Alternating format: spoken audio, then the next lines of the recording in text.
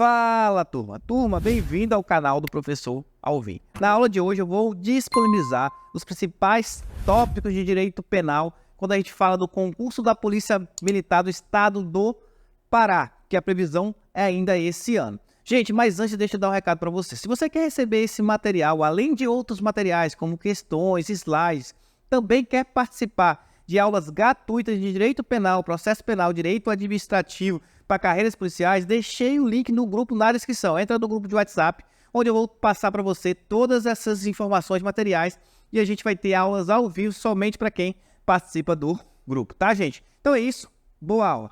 Vamos lá. Gente, vamos iniciar nosso curso de Direito Penal Descomplicado. E para a gente entender o direito penal, a gente tem que ver o conceito de direito penal. Então, tem uns conceitos aqui que eu acho interessante. Vamos lá. Conceito: direito penal é o conjunto de princípios e regras que estabelece condutas como infração penal, crime e contravenção, mediante a imposição de uma sanção penal, que pode ser uma pena ou medida de segurança. Beleza? Vamos lá. Então, nesse caso, quando uma pessoa ela pratica uma conduta e essa conduta ela é tipificada pela lei como crime ou contravenção, ele recebe uma sanção, que pode ser uma pena ou uma medida de segurança. Beleza? Então, a primeira coisa que a gente tem que entender é o que, gente? O que é infração penal e suas espécies. E para isso, a gente vai ver qual artigo? A gente vai ver o artigo 1º da Lei de Introdução ao Código Penal. Ah, professor, você errou, é o Código Penal. Não, gente, existe uma lei de introdução ao Código Penal que basicamente explica o porquê dos artigos do Código de Penal. E o artigo 1º ele vai trazer o conceito de infração penal. Vamos lá? Ele vai lá: considera-se crime a infração penal que a lei combina a pena de reclusão ou detenção, que pode ser isolada, alternativa ou cumulativamente, com a pena de multa. Aí também dá o conceito de contravenção, que fala a infração penal a que a lei combina isoladamente pena de prisão simples ou de multa, ou ambas de forma alternativa ou cumulativamente. Vamos lá? Então, a primeira coisa que a gente vai fazer, gente, é aqui esquematizar as principais diferenças de infração penal, porque a infração penal são espécies, que é um assunto que já cobre em prova. Então, a gente vai falar o seguinte, ó: infração penal, coloca aí, que infração penal é o gênero que a gente viu que vai ter duas espécies, que é o crime, e o crime também é chamado de delito. Então, crime e delito, gente, é sinônimo, tá? Não é diferente, não. Delito não é uma espécie de infração, cuidado com isso em prova. Vamos lá? E também pode ser, gente, uma contravenção penal. Então, coloca aí, ó, pode ser uma contravenção penal. Beleza.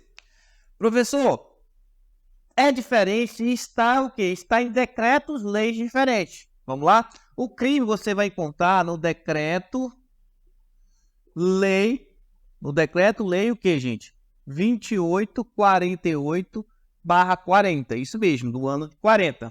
Já as contravenções penais, você vai encontrar no decreto-lei o quê? 3688 do ano de 41. Beleza? Ah, professor, qual a diferença básica? Gente, as contravenções penais, a contravenção penal, ela é infração para as condutas que a gente chama de condutas menos relevantes, tá? São as infrações de menor potencial ofensivo, tá? Já as condutas que têm mais relevância, elas vão ser tipificadas como crime, tá? E a outra diferença está na pena, como a gente viu no artigo 1º da Lei de Introdução ao Código Penal. O crime e delito, ele vai trazer a pena de quê, gente? Ó, pena de reclusão, pena de detenção, tá? Coloca aí, que pode ser, né, cumulada ou alternativamente com pena de multa, tá? Então, essa o que, gente? São as espécies de pena que pode ser aplicada ao crime, tá? Reclusão, detenção e ou barra multa. Professor, qual a diferença básica entre reclusão e detenção? Gente, a reclusão, ela pode se iniciar no chamado regime fechado. E a detenção, ela não pode iniciar no regime fechado. Porém, pode o quê? Ele pode regredir para o regime fechado, mas não pode iniciar, tá? Essa é a diferença básica entre reclusão e detenção. Outra diferente a gente vai ver mais para frente quando estudar teoria da pena. beleza? E a contravenção penal, gente? A contravenção penal, por ser condutas menos relevantes, elas vão ter uma pena de prisão simples, tá? Prisão simples, que também pode ser cumulativa ou alternativamente ou isoladamente de uma pena de multa, beleza? Então vamos lá. Infração penal é o gênero que vai ter duas espécies, né? Qual a diferença entre crime e delito? Crime tem as penas de reclusão. Qual a diferença de crime e contravenção? Crime tem a pena de reclusão, detenção e ou barra multa. Já a contravenção penal, a gente tem a pena de prisão simples e barra, né, ou multa. Beleza, gente? Estão em decreto-lei diferente. Vamos lá. Gente, essas diferenças são as diferenças básicas e perguntadas em concurso. Existem outras diferenças? Sim, aí tu vai colocar. Outra diferença é a seguinte, ó, que a pena do crime pode chegar ao máximo de quanto, gente? 30. Não, 30 era antigamente, hoje modificou. Agora é o máximo de 40 anos, tá? E o máximo da prisão simples, gente? Prisão simples, a pessoa não fica nem presa, né? Ela não tem sua liberdade restrita. E o máximo é 5 anos que a pessoa pode ficar, nesse caso, beleza? Reclusa. Tranquilo, gente? Beleza. Pessoal, existe mais diferença? Sim. E quais são as principais? Vamos dar uma olhada? Eu trouxe para você aqui um esquema para a gente ver as principais diferenças. O crime admite tentativa. A contravenção não admite tentativa. O crime, o tempo máximo de cumprimento, como a gente viu, é 40 anos. Já o tempo máximo de cumprimento da pena é 5 anos. O crime aplica a hipótese da extraterritorialidade lá, que a gente tem no artigo 7º do Código Penal. Já as contravenções não se aplica a hipótese da extraterritorialidade do artigo 7º do Código Penal. Beleza? Então, gente, ó, primeiro assunto que você pode ver aí, por exemplo, no concurso, que infração penal, ele é um gênero que tem duas espécies. Crime e delito, que é, nesse caso, tem a pena de reclusão, detenção, e a contravenção penal, que tem a pena de prisão simples ou multa, beleza? Essa é a diferença básica. Gente, continuando os princípios, agora a gente vai ver, como prometido, o princípio da insignificância, também conhecido como bagatela, tá, gente? São sinônimos. Mais comum é insignificância e também bagatela, tá? Vamos entender aqui. Vamos lá. Quem primeiro tratou sobre o princípio da insignificância no direito penal foi Klaus Roxy, em 1964, também chamado de princípio da bagatela, como falei para você, é sinônimo. Previsão legal. O princípio da insignificância não tem previsão legal no direito brasileiro. Trata-se de uma criação doutrinária da jurisprudência. O princípio da insignificância, qual é a natureza jurídica dele? É uma causa supralegal de exclusão de tipicidade material, tá? Gente, vamos entender esse princípio da insignificância. Então, vamos lá. O que a gente viu? A gente viu, ó, qual é a natureza jurídica. Ele é uma coloca aí, ó, causa supralegal, né? Por que supralegal? Porque não está na lei. Então, toda vez que você vê uma causa supralegal, ou quando a gente fala alguma coisa que é supralegal, é porque ou é criação doutrinária ou jurisprudencial. Não tem previsto no nosso ordenamento, mas é tão importante isso que ele é aplicado nos casos concretos. Então, é a causa supralegal de, aí você coloca, ó, exclusão, né? Exclui tipicidade material, tá? Pessoal, o que é isso, tipicidade material? Não se preocupa não que eu vou explicar para vocês por que o princípio da insignificância, ele exclui uma causa, porque ele exclui a tipicidade material, tá? Então, é uma causa super legal, porque não está na lei de exclusão de tipicidade material. Vamos entender porque ele é uma causa de exclusão de tipicidade material. Vocês vão ver, ó, que um fato típico é um elemento do crime, né? O crime é um fato típico, ilícito e culpável. Dentre os requisitos que a gente tem do fato típico, a gente tem a conduta, a gente tem o nexo causal, e vocês vão ver o conceito nas próximas aulas, gente, não se preocupa não. Aqui você tem o resultado e você tem a tipicidade. Coloca aí, ó, você tem a tipicidade. Beleza? E a gente vê o seguinte, a tipicidade penal, ela é a soma da tipicidade formal mais a tipicidade material. Beleza? Então é importante para a gente aqui entender o princípio da insignificância, é saber que a tipicidade penal é a tipicidade formal mais a material. Beleza? Beleza. Aí a gente vê o conceito. O que é uma tipicidade formal? A gente vê que é a subsunção da conduta, né, a um tipo penal. A perfeita subsunção de uma conduta a um tipo penal. Beleza? E a material é a lesão ou exposição de lesão a um bem jurídico. Lesão a um bem jurídico relevante.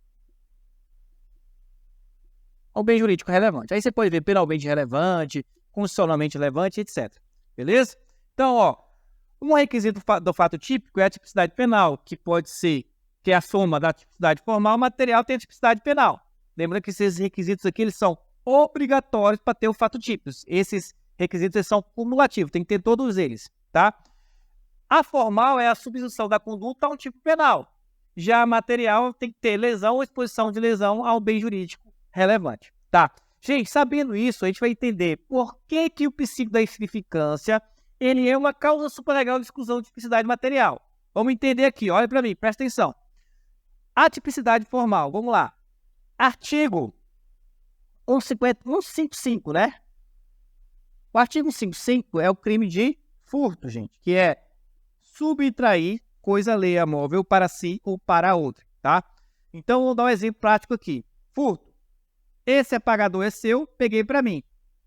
Né? O crime de furto ele se consuma com a inversão da posse, tá? Que é a teoria da teoria do Ammódio. Então, peguei aqui para mim o apagador, beleza? O crime de furto se consumou, ou seja, a tipicidade formal. Por quê? Porque nesse caso aqui houve uma perfeita subsunção da conduta ao tipo penal. Ou seja, eu subtraí coisa alheia, que é sua para mim, isso é o quê? O crime de furto, se consumou com a inversão da posse, beleza? Nesse caso aqui, a atipicidade formal do artigo 155, que é o crime de furto. Só que agora a gente tem que analisar também a tipicidade o quê? Material. Por quê? Além da tipicidade formal, tem que ter material, que é a lesão ou exposição à lesão a um bem jurídico relevante, tá? Gente, digamos que eu subtraí esse apagador, vamos lá, que custa R$100, de uma grande papelaria. Então, eu subtraí o apagador de uma grande papelaria. Você não concorda para mim que esse patrimônio, esse apagador é insignificante pelo patrimônio da grande papelaria? Você não concorda comigo? Ou seja, então eu posso dizer que, apesar de há uma subsunção à conduta a um tipo penal, ou seja, apesar da minha conduta ela se amoldar perfeitamente ao tipo penal, há a tipicidade formal, mas não há a tipicidade material. Por quê? Essa conduta não é capaz de lesionar o bem jurídico daquela papelaria. Por isso, o que eu falo da aplicação do princípio da insignificância? Eu falo por quê? Vamos lá, concorda comigo o seguinte, ó, vamos pegar até o vermelho aqui. Então, nesse exemplo que eu dei para você, ó, coloca aqui o exemplo, subtrair apagador de uma grande papelaria. Vamos lá. Há tipicidade formal, não há? Beleza. Há tipicidade material? Não, não há tipicidade material. Ou seja, se não há tipicidade material, há tipicidade penal? Não.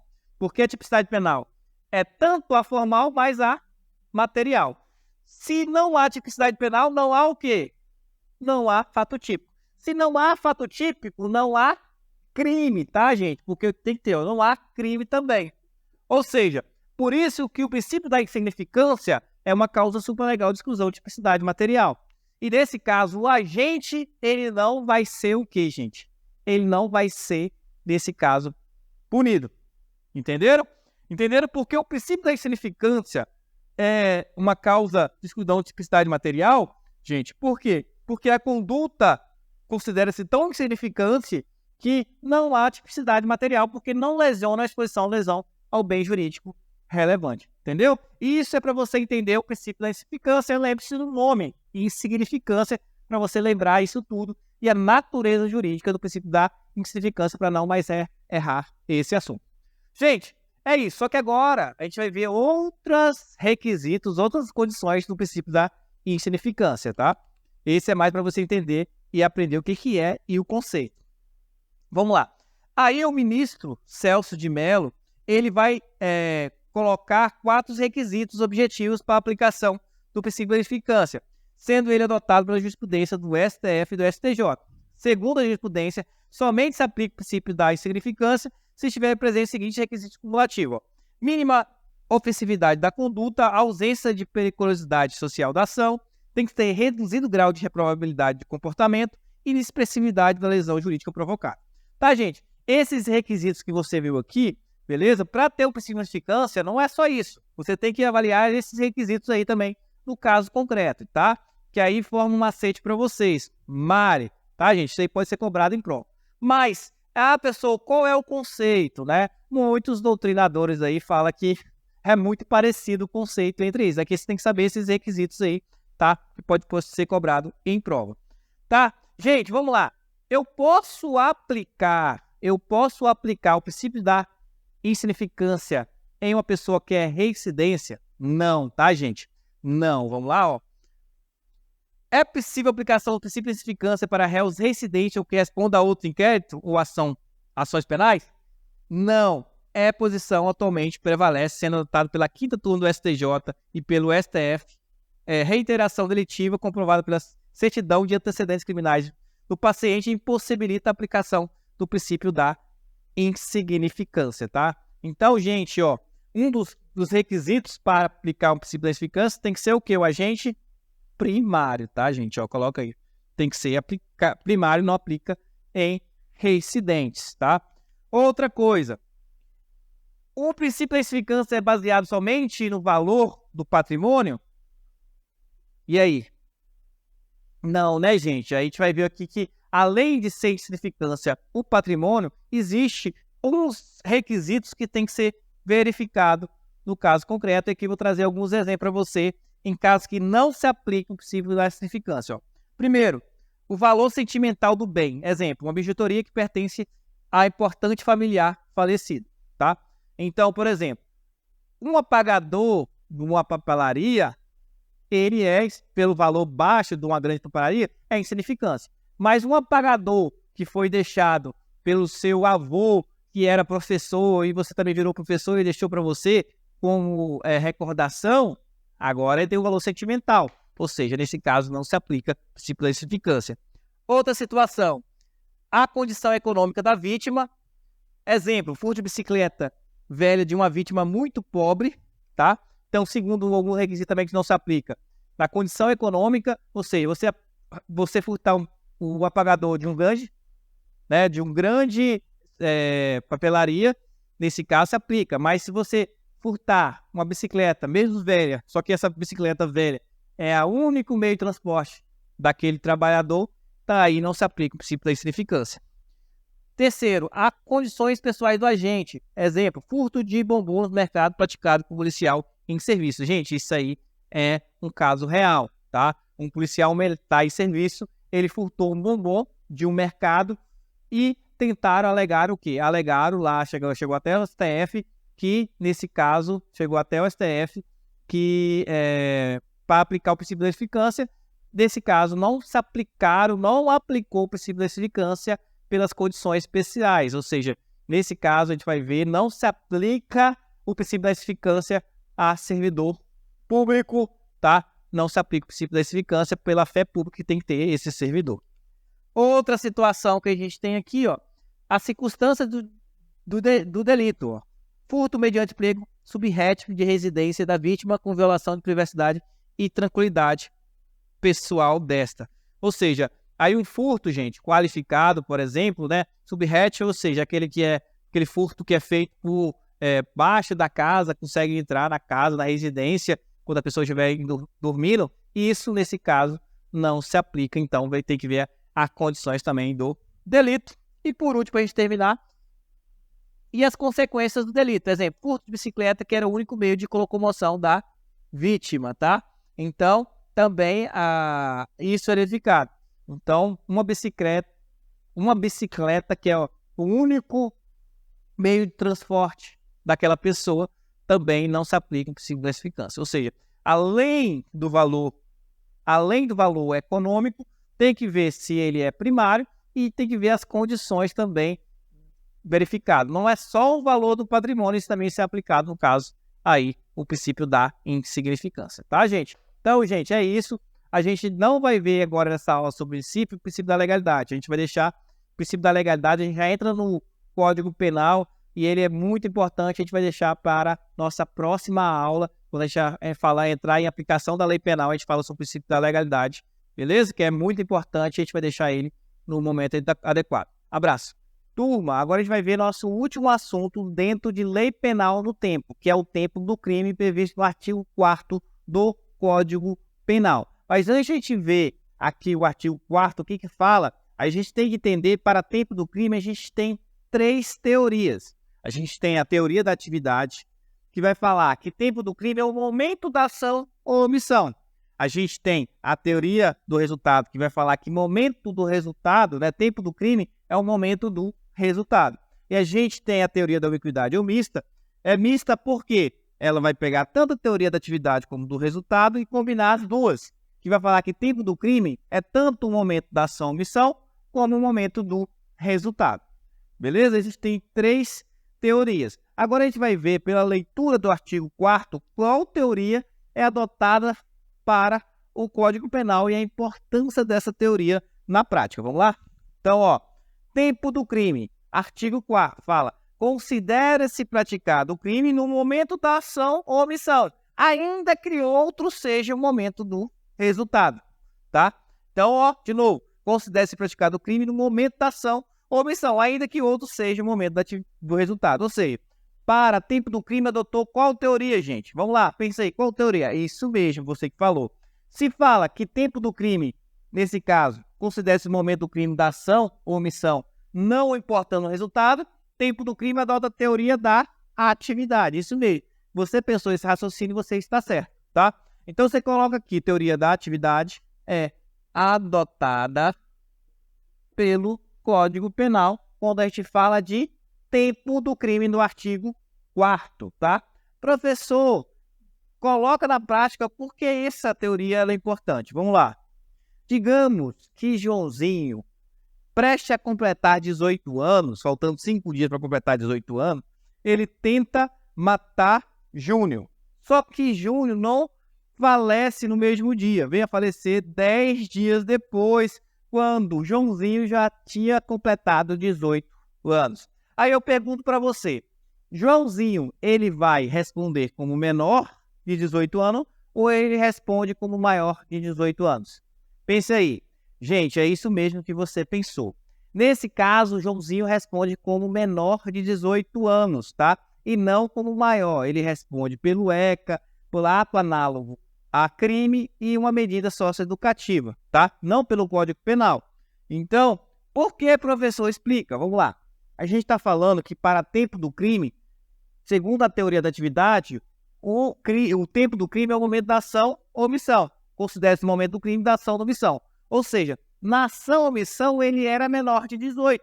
Então tem que considerar, pela teoria da atividade do tempo do crime, ele como menor de 18 anos, que foi a data da ação ou omissão. Por isso, nesse caso, ele vai responder como menor de 18 anos.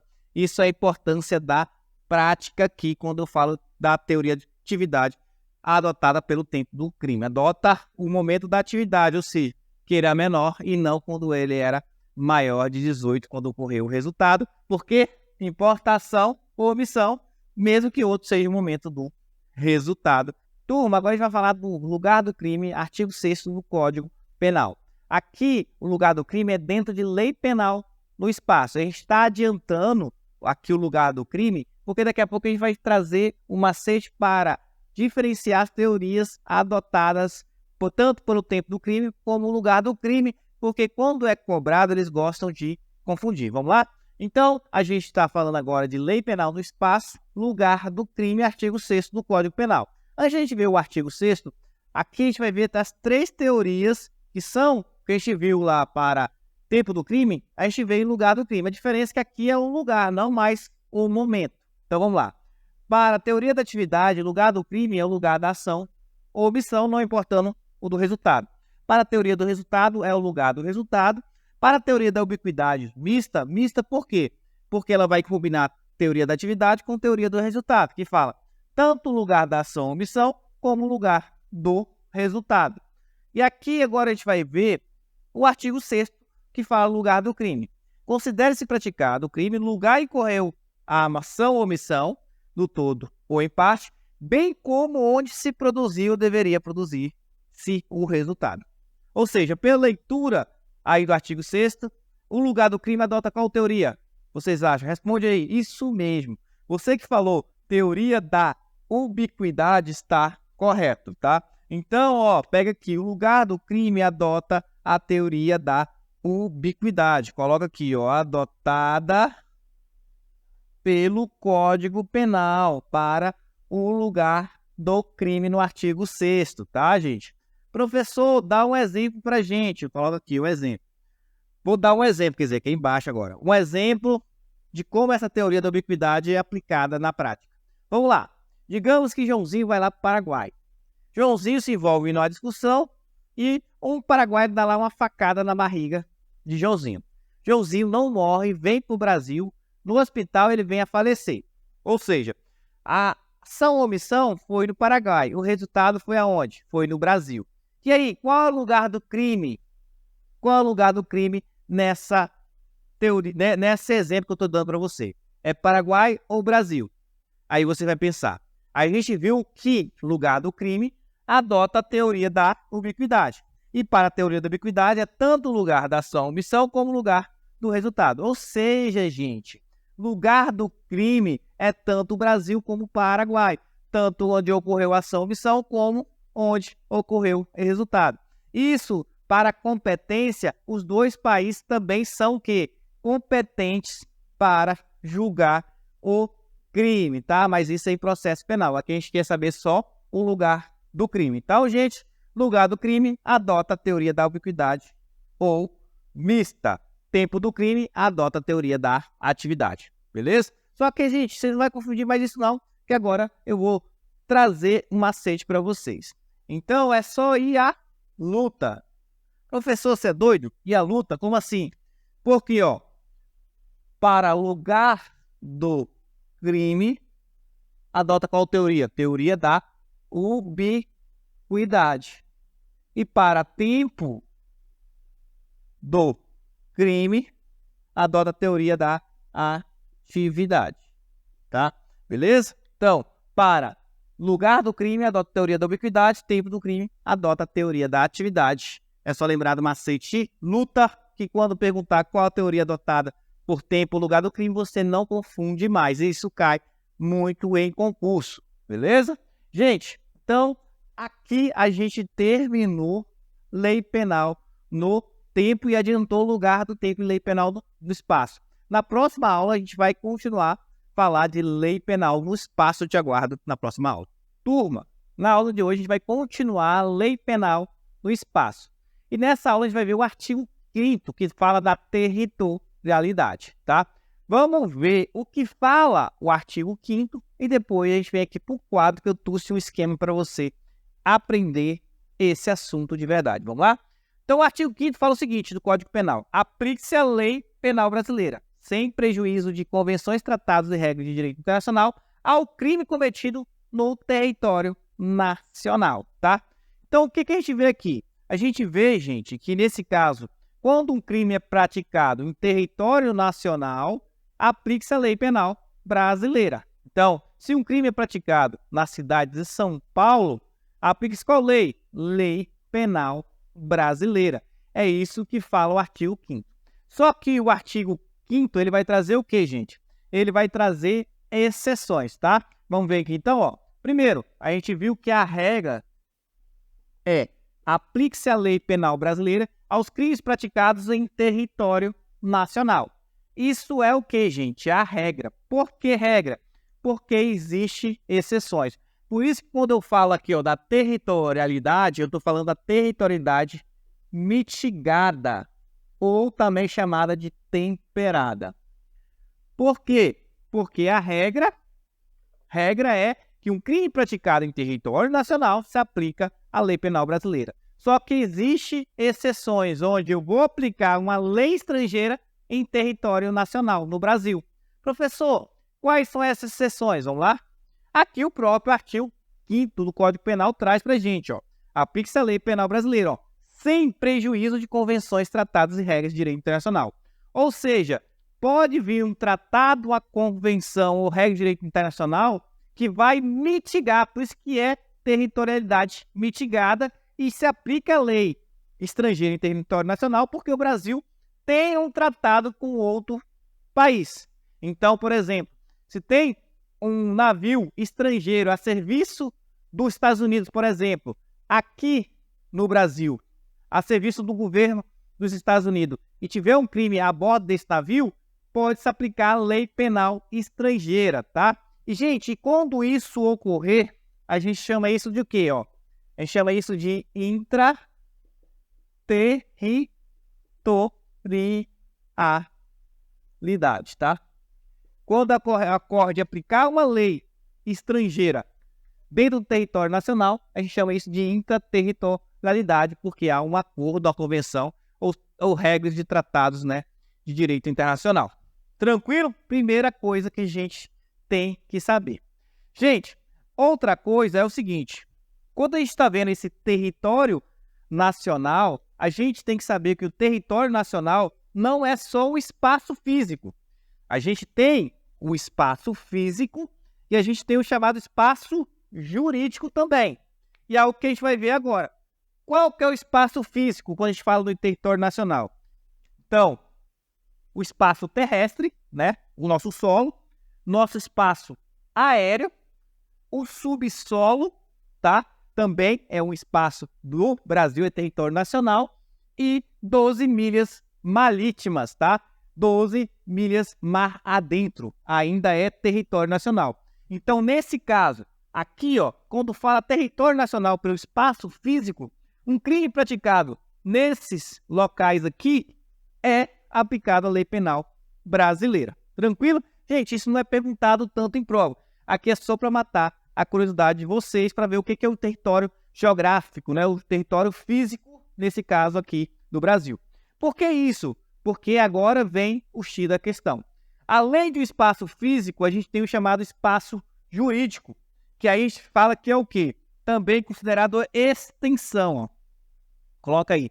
É considerado extensão do território nacional. É o que fala o parágrafo 1º e 2º. Vai falar de uma extensão. Por quê? É como se fosse uma extensão do espaço físico, mas por força jurídica, por força de lei. Ou seja, é um território nacional por força de lei, tá? Vamos ver aqui, ó. Então, quais situações aí que a gente tem o chamado território por extensão? Parágrafo 1º, vamos lá.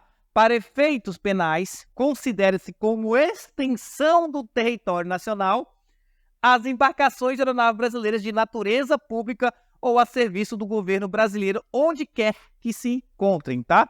Então, ó, primeiro coloquei aqui, ó. Então, o espaço jurídico considerado o território por extensão são as embarcações de aeronaves públicas ou a serviço do governo, gente, ó, importante, em qualquer lugar, onde quer que se encontrem, tá? Ou seja, então, se tiver uma aeronave a serviço do Brasil em mar lá dos Estados Unidos, pode se aplicar a lei penal brasileira? Sim, gente, sim, pode se aplicar a lei penal brasileira, porque é um território nacional por extensão, né? Tá vendo como é que é importante? Então, as embarcações de aeronaves públicas a serviço do governo, onde quer que se encontrem, tá, gente? Então, se for embarcações, aeronaves pública ou a serviço do governo. Então, pode ter natureza pública ou a serviço do governo, onde quer que se encontre, se aplica a lei penal brasileira. A gente está falando aí na primeira situação de o quê? Território por extensão. Então, essas embarcações de aeronaves, é como se fosse uma extensão do território nacional. Apesar de não estar no espaço físico, é uma extensão por ficção jurídica, porque a lei quis assim. Vamos lá.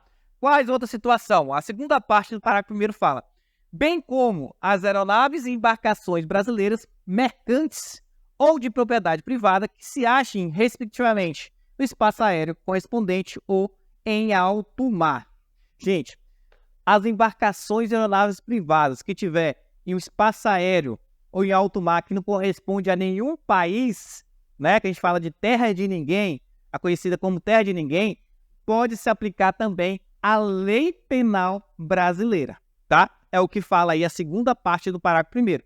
Então, se tiver uma embarcação ou aeronave em alto mar, ou, nesse caso, em alto mar ou espaço aéreo, e não corresponder esse alto mar ou espaço aéreo a nenhum país, a gente fala de terra de ninguém, vai se aplicar também a lei penal brasileira, que é o território nacional por extensão, tá? E por último, que a gente tem como território por extensão, o parágrafo 2º. É também aplicada a lei penal aos crimes praticados a bordo de aeronave ou embarcações estrangeiras de propriedade privada, achando-se aquelas em pouso em território nacional ou em voo no espaço aéreo correspondente e está em porto ou mar territorial do Brasil. Então, gente, se a gente tiver ainda aeronaves e embarcações estrangeiras privadas no espaço aéreo ou em alto mar, tá?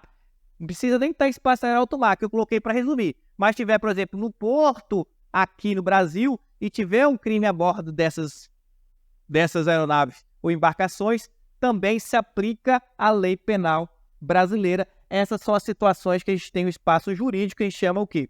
Território nacional por extensão, tá? Então, gente, vai cair na sua prova o seguinte, tem uma embarcação atracada, uma embarcação boliviana vindo da China, né? Um coreano mata um francês quando essa embarcação está atracada no Porto de Santos, no Brasil. Aí perguntar, quem é o país aí, nesse caso, qual que se aplica qual lei de qual país? Aí tu fala, aplica a lei brasileira, gente. Aqui, essa tanta de informações é só para te confundir. Por quê? Porque nesse caso, se essa embarcação privada ela estiver atracada no porto do Brasil, pelo que a gente viu, é a extensão do quê? Do território brasileiro, do território nacional. Então, se aplica a lei penal brasileira, tá? Turma, na aula passada, a gente viu sobre a extraterritorialidade incondicionada. E a gente viu, mesmo que uma pessoa que comete o crime estrangeiro, ela seja absolvida ou condenada, ela pode cumprir a pena também no Brasil, né? No caso da extraterritorialidade incondicionada. Só que é o seguinte, a gente não viu o seguinte, se a pessoa cumpre a pena no estrangeiro, se ela vem para o Brasil, ela vai ser punida de novo com a mesma pena que ela cumpriu no estrangeiro, é o que a gente vai ver agora. Quem vai trazer para isso, gente, quem vai trazer isso é o artigo 8º, que fala da pena cumprida no estrangeiro. Ele fala o seguinte, artigo 8º, a pena cumprida no estrangeiro atenua a pena imposta no Brasil pelo mesmo crime quando diversa ou nela é computada quando idêntica, tá? Gente, então, aqui o artigo, pela leitura, ele fica meio confuso. Mas a gente tem que saber o seguinte, se uma pena é diversa, ela é atenuada. Se é idêntica, ela é computada, tá? Pessoal, como assim pena diversa ou pena idêntica? Uma pena diversa, por exemplo, lá ele é condenado a uma pena privativa de liberdade. E o crime aqui no Brasil tem uma pena restritiva de direito. Então, nesse caso, são uma pena o quê? Diversa, e o juiz vai atenuar o tempo que ele cumpriu lá no exterior. Já uma pena idêntica, é só as mesmas penas. Então, se ele lá, o crime é pena privativa de liberdade, ele cumpre a pena privativa de liberdade, ele vem para o Brasil, aqui vai computar o prazo, ou seja, vai descontar esse prazo, que a gente chama isso de detração, tá? E, gente, então isso pode confundir. Quando a gente fala que a pena diversa atenua, então a pena idêntica computa. Por isso que está lá, não sei se você percebeu, as iniciais de cada uma palavra está em vermelho, porque a formação forma um acrônimo que a gente chama de SIDA, tá? Um acrônimo que a gente chama de SIDA, que nesse caso é um macete para você lembrar. Aqui, SIDA. Aí você coloca computa-se idêntica diversa, atenua. Beleza? Então, você vai lembrar disso. Ó. Computa, se idêntica, diversa, atenua. Norma, um macete, cita para você não errar mais esse assunto, que quando é cobrado, cobra dessa maneira, tá? E, gente, só uma observação, que alguns doutrinadores, eles consideram esse artigo 8º o quê? Uma exceção ao princípio do non bis idem. Por quê? Porque, segundo eles, a pessoa pode ser processada nos dois países. Apesar de descontar a pena, como a gente viu agora, mesmo assim ele é processado e julgado nos dois países. Para muitos doutrinadores, isso é uma exceção ao princípio do non bis idem, porque ele está sendo julgado em dois países, vai contra o princípio do non bis idem, tá? Só uma informação, mas quando é cobrado em prol para vocês, vai cobrar isso que você vai ter esse macete para você não mais errar esse assunto. Pena diversa, atenua, pena idêntica, computa, se idêntica, diversa, atenua. Abraço.